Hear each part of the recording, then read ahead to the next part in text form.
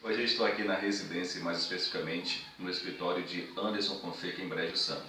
Anderson, a mais recente polêmica é sobre a censura às artes, baseado no que aconteceu lá no Que Museu, em Porto Alegre, certo? Que houve uma polêmica sobre denúncias de pedofilia por alguns setores conservadores da sociedade e também baseado no que aconteceu no Museu de Arte Moderna em São Paulo, certo? Tinha um homem nu e, no caso, uma criança o tocou. Como você observa isso? Qual o posicionamento que você tem sobre isso, sobre esse assunto? Tá, eu vou te responder exibindo a arte um dos maiores artistas para mim, que é Modigliani. Aqui, ó, No Deitado, de 1917. Você vê uma mulher exibindo a vagina. Sempre houve o nu na arte. Sempre houve a questão do nu, sempre houve a questão do erótico, seja ele orgíaco, seja não, sempre houve. A questão agora é que cresce na sociedade brasileira, né, graças à classe média, à ascensão, de grupos religiosos. Os grupos religiosos, eles concentram uma classe economicamente ativa, né, está ascendendo. Ou seja, aquela visão protestante que justifica a aquisição monetária, o enriquecimento, faz com que essa classe mais rica, né, ela seja representante de um certo moralismo, mas na verdade são ignorantes. Tá? A arte sempre foi a transmissão de uma ideologia. Adolf Hitler usava o cinema para transmitir a ideologia nazista. A TV hoje, né, usa também para transmitir a ideologia de algumas empresas privadas. Só que nesse caso a arte ela está sendo usada como uma forma de ativismo político, tá? Para criticar, para criticar, no caso, grupos conservadores que são preconceituosos com a questão da sexualidade, da ideologia de gênero. Nesse caso, nenhum problema.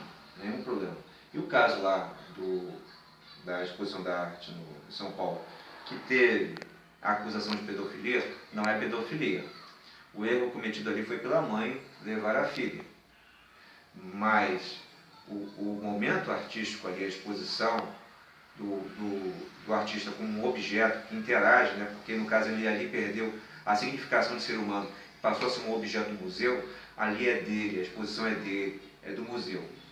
O erro pode ter sido da mãe, mas não tem que ser atribuído nenhuma culpa ao artista. Ele não tem que ser culpabilizado pelo momento artístico dele ali, não.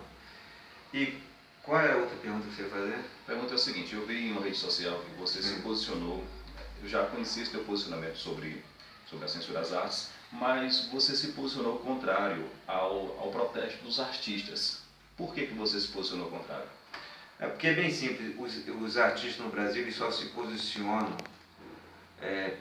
pela dita censura por causa, na minha opinião, mais para proteger o rabo deles.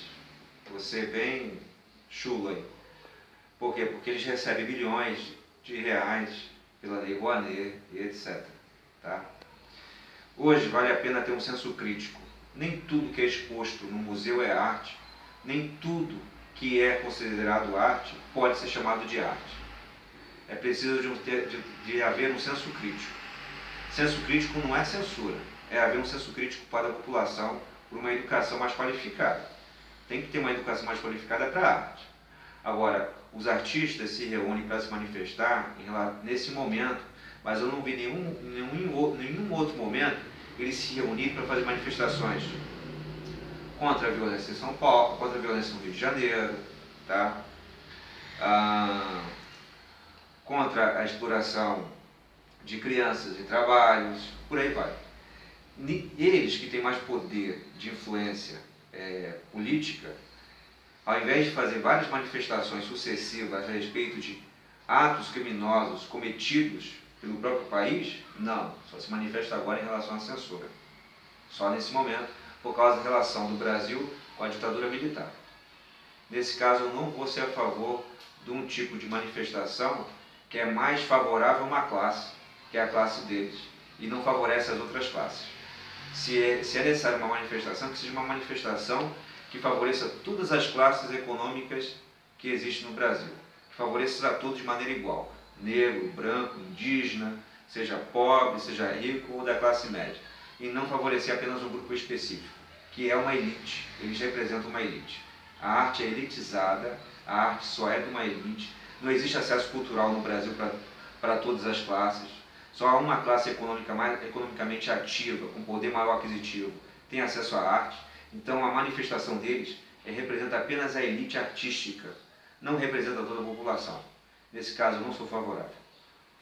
Você acha que alguns movimentos, tipo o MBL, que criticam essa arte, tem um viés totalmente político e conservador, ou você acha que, de algum modo, eles podem estar preocupados com censura para prevenir alguém de ver alguma coisa? Qual é o teu conceito sobre esses posicionamentos do MBL sobre arte, já que eles são talvez um dos principais organismos que questionam, que buscam assim, até as artes mesmo para levar a militância contra elas? MBL, qualquer grupo, qualquer movimento político no Brasil, ele se vale de um único quesito, da ignorância. O brasileiro, ele culturalmente é acostumado à TV, às redes sociais. É um país que pouco lê.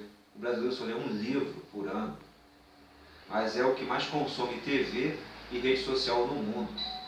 Então, é um país alienado. Eu posso me valer da alienação para convencer uma massa a acreditar naquele pensamento, porque não existe um senso crítico. Então são grupos que se valem da própria ignorância, porque eles são ignorantes, né?